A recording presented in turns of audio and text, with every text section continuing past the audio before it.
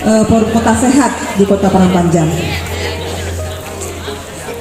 Perkembangan bank sampah dari tahun ke tahun itu menunjukkan hasil yang luar biasa, sehingga pemerintah Kota Parangpanjang mengapresiasi dengan mendirikan bank sampah lainnya di kelurahan, di setiap kelurahan. Bank sampah yang terletak di RT 8. Bank sampah yang ada di Kota Parangpanjang sekarang ada sekitar 9, dan alhamdulillah semua menunjukkan perkembangan yang baik, sehingga bisa mengatur sampah yang ada di lingkungan rumah tangga, sekolah maupun di masyarakat. Nah, mungkin adik-adik bertanya, apa tujuan didirikan bank sampah? Sampah kan kotor, penuh bakteri, ada jorok atau lainnya. Nah, adik-adik pernah ke tempat pembuangan sampah akhir di Sungai Endok? Pernah? Pernah.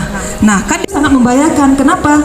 Karena sampah yang menggunung apabila tidak diuraikan, tidak didaur ulang secara baik, akan menimbulkan gas yang sangat berbahaya dan bisa meledak, dan itu akan bisa membahayakan bagi masyarakat yang di sekitar TPA maupun masyarakat yang sehat dan nyaman seperti saat ini.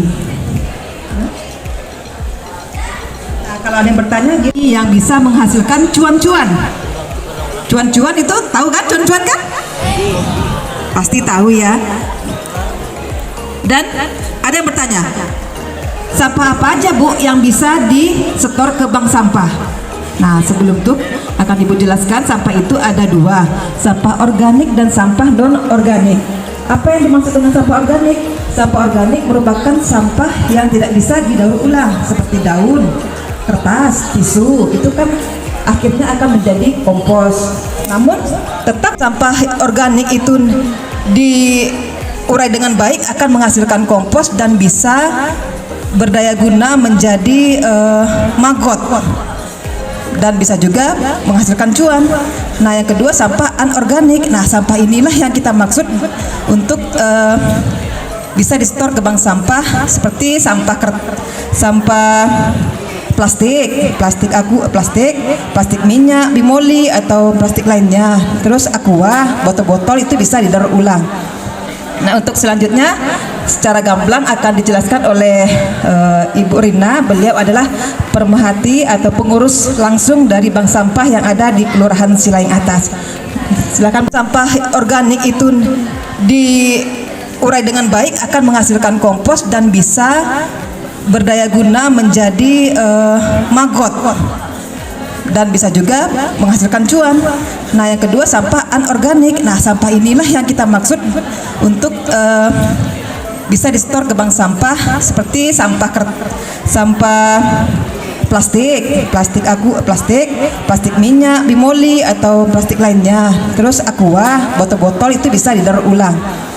Nah, untuk selanjutnya secara gamblang akan dijelaskan oleh Ibu Rina. Beliau adalah pemerhati atau pengurus langsung dari bank sampah yang ada di Kelurahan Silaing Atas. Silakan. Buang sampah. Sampah itu adalah sisa buangan atau sisa-sisa makanan atau produk yang kita makan sehari-hari yang tidak kita butuhkan lagi dalam kehidupan sehari-hari. Jadi dengan sampah kita bisa memilah sampah di rumah. Dengan memilah sampah kita bisa menabung dengan sampah. Misalnya sampah tersebut bisa kita bagi tiga, yaitu dengan kita caranya memilah sampah tersebut dengan cara mengenal sampah yang organik dan non organik. Adik-adik tahu nggak yang mana yang organik dan anorganik? Siapa yang tahu anorganik dan organik? Tunjuk tangan. Nggak ada. Tunjuk. Kalau yang anorganik seperti plastik, bekas-bekas minuman, botol, ale-ale. Kalau yang organik seperti nasi yang bisa langsung diproses oleh alam. Sampah anorganik bisa kita daur ulang lagi dengan cara memilah-milah sampah yang masih yang dari rumah tangga bisa kita olah lagi menjadi kerajinan tangan, atau dengan cara mengumpulkan dari rumah dengan memilah sampah tersebut. Misalnya dari kertas, tegas itu dijual 1.000 sekilo. Cuman kalau misalnya ada besi, ya, itu 6.000 sekilo. Cuman kadang adik-adik masih malu mengumpulkannya kan.